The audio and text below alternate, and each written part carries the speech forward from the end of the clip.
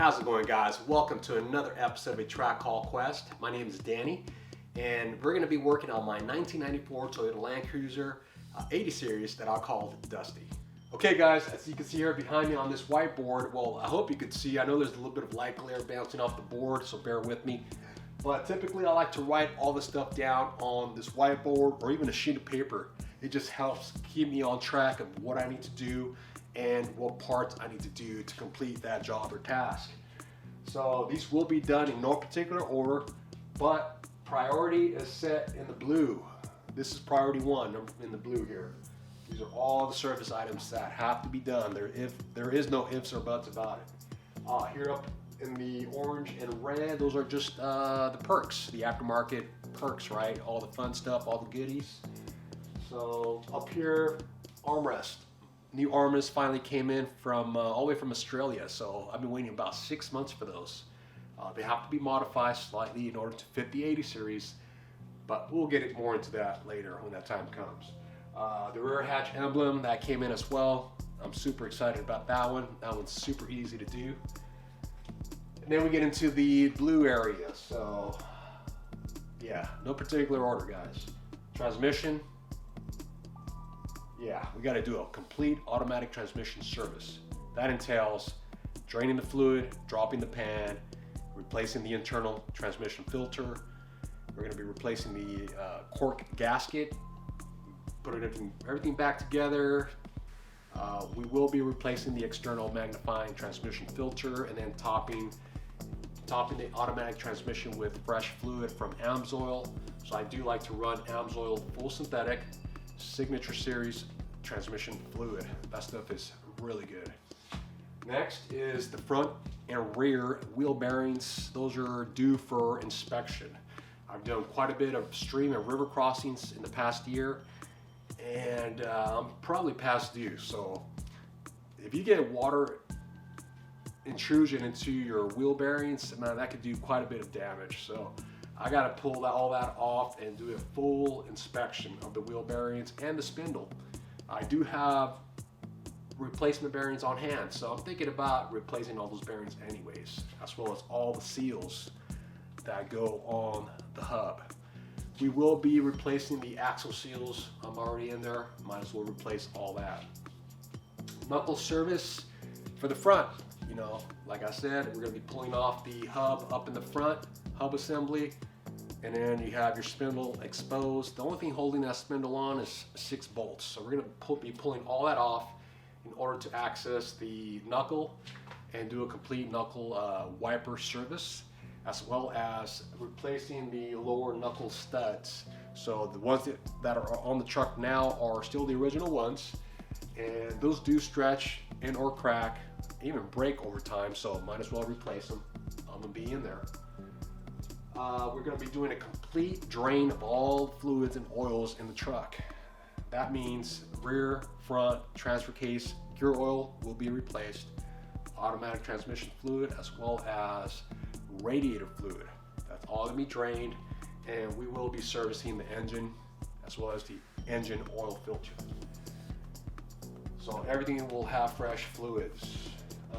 Front brake pads, got some new front brake pads in, and these are designed for the 100 series Land Cruisers, but from what I've read, they also fit the 80 series. I'm not sure what the benefit is, so we're going to do a little side-by-side comparison. Maybe there's more surface pad area on the 100 series, not sure, so we'll find out. Brake light switch. Yeah, we got to do the brake light switch as well. I think the one in there is a generic brake light switch. It looks pretty old and raggedy, so I did order up a brand new Toyota genuine brake light switch. So we'll be swapping that out. And last but not least is the water bypass coupler. That one's gonna be interesting. I've never done that one. I have replaced everything in that engine bay as far as engine cooling system goes. Obviously not everything, but we got this last one to do. But I've done all the hoses. It's got brand new Toyota genuine radiator in there. It's got brand new ASSY water pump, hoses, you name it, it's all been replaced. The little pesky heater hose has been replaced. So everything's been done except for this water bypass coupler, and there's 3 O-rings that go on there, and it's all pressure fitted. So yeah, don't want to do it, but it's got to be done. I'm not sure what state those O-rings are in. They are made out of rubber, and they do deteriorate over time, just like rubber does, right? Got to do it. Got all the parts in here, so we're going to be tackling that. Anyways, guys, so I have a lot of work ahead of me. We got to get this done to get Dusty back on the road, or off-road. And so we're just going to get into it. There's no time to waste, so let's go. All right, guys, so that's the brake light switch part number there from Toyota. And that's what the switch looks like. So it's a momentary switch. And so this little plunger here pretty much remains in the inward position, which will keep the brake lights in the off position. As soon as you depress the brake pedal, it'll cause this little plunger to come out, which then activates the brake light mechanism, switch, light, whatever. So we're gonna go ahead and install this sucker in there. It's gonna be a tight fit because it's right above the brake pedal. There's not much room. So I'll see if I could even get a camera up in there. So bear with me.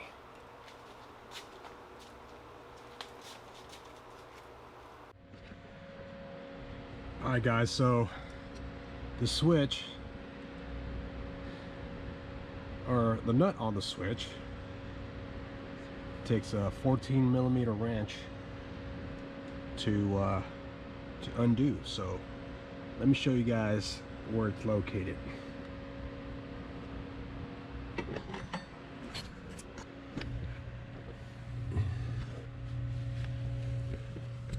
Yeah. So let's see here.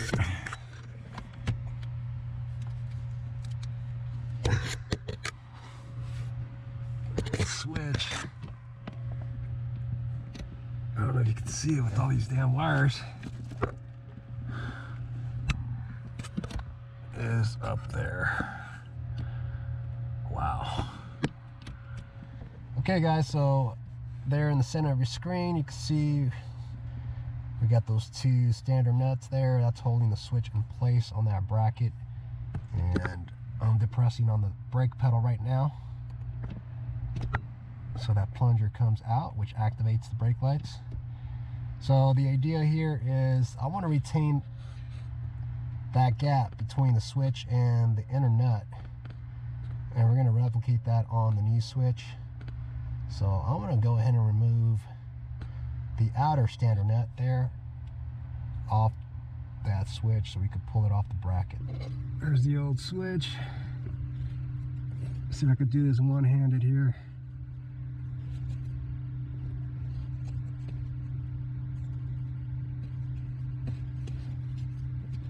Got to depress on that freaking tab.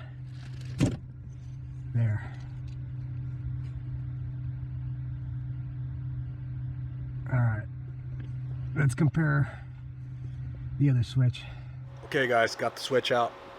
That's pretty much what it looks like. So, I mean, there's a drastic size difference between the two. That's the new switch. That's the old switch. So the terminals look to be the same. And this thing's got this half moon hunk of plastic on the side there, so not sure what the hell's that's the deal there. But we're gonna go ahead and install this one, and hopefully that should do it. There's the other nut. Took this one off the old switch. But first we need to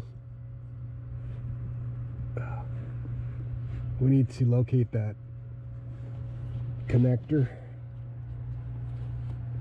and it's back in there somewhere. So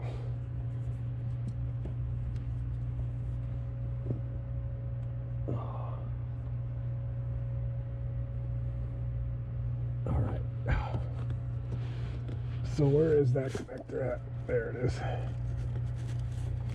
All right. Man, this is so tight. Oh.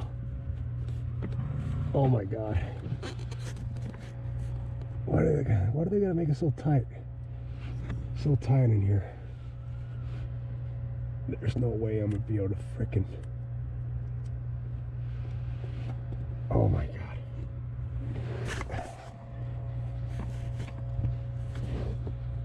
It's hard to get both hands in there. Oh. Oh my. All right. Wow. Holy shit. All right, we have to do it from down here.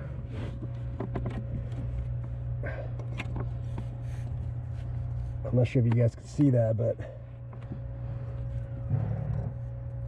I think we got it. Oh man. So I ran the switch, the new switch, through the bracket, and now we're gonna depress the brake pedal to install the rear standard nut. You almost need something to hold this damn brake pad down. That's for sure. Now I'm already gonna drop it. No, don't fall. Oh.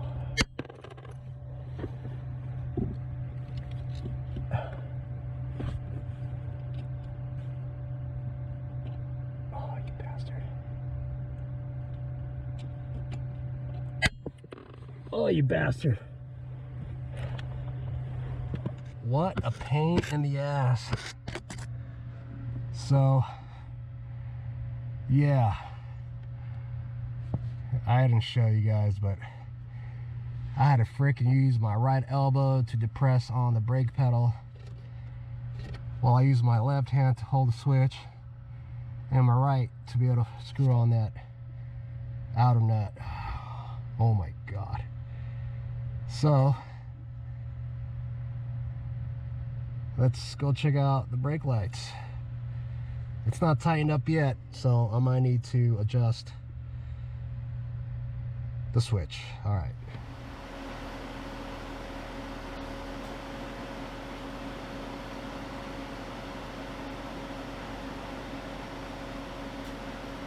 Switch seems to be working like it should. I turned the car on so we could depress the brake pedal right where it needs to be, and it seems to be working just the way it should. So stoked. So we're gonna go ahead and tighten up that outer nut. It's a 14mm nut. There it is right there. Righty tighty. All right.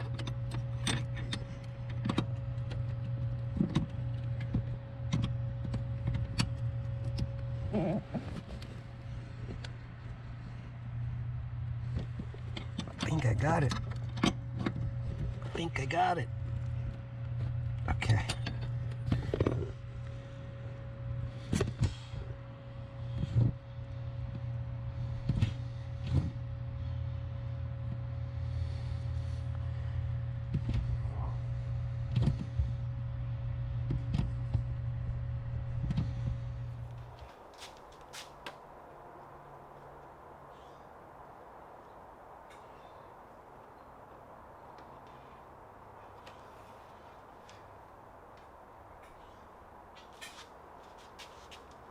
So this is the rear hatch emblem that was made by a guy in his company called Solve Function.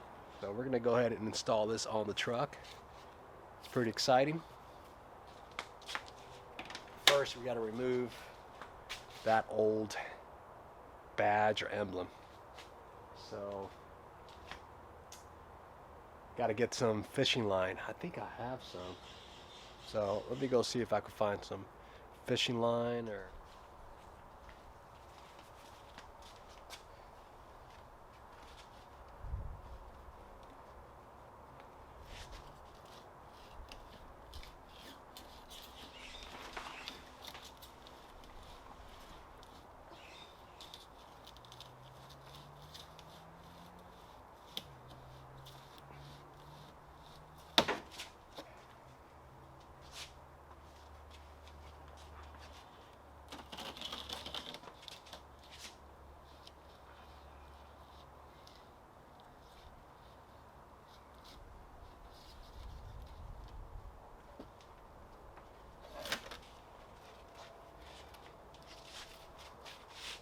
there it is.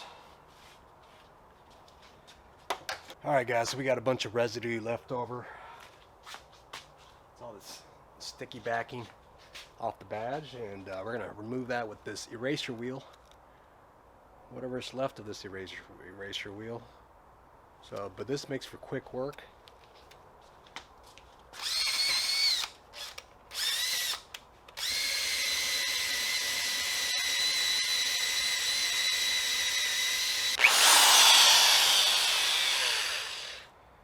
Now that's what I'm talking about. We're going to put our eraser wheel on there.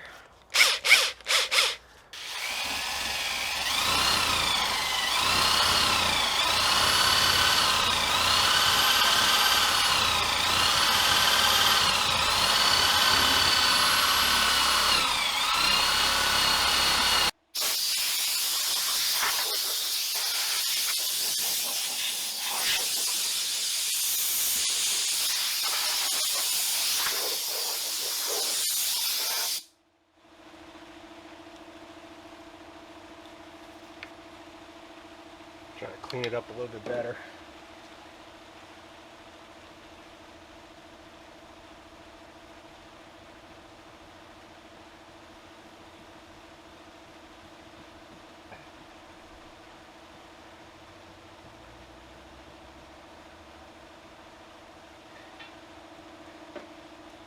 Yeah, this line here, there's not much you can do about it. It's pretty much where all the crud, mud, dirt, grime sits over time. It just eats up the paint.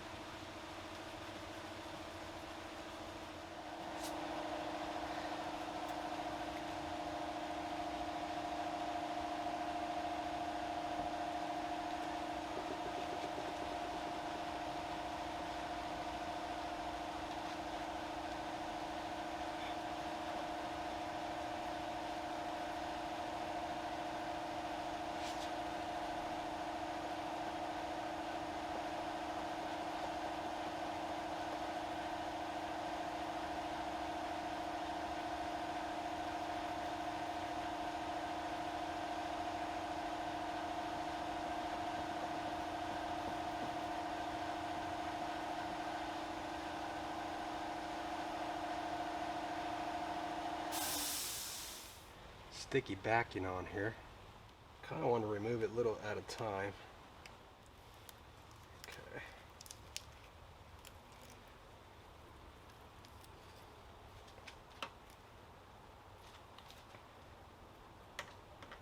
So I kind of want it right. Let's see about there.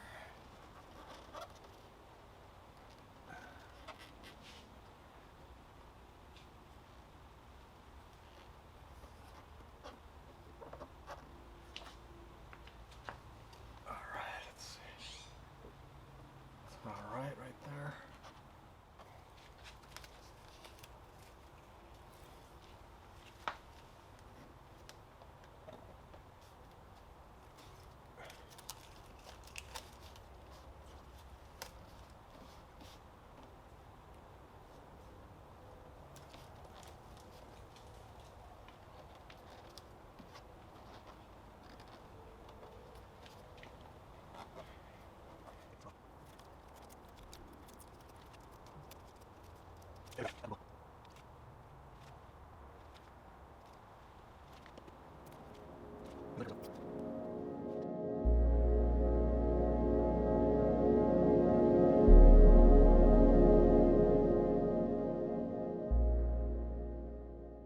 Alright guys, so that pretty much does it for this video. Stay tuned, there's more to come.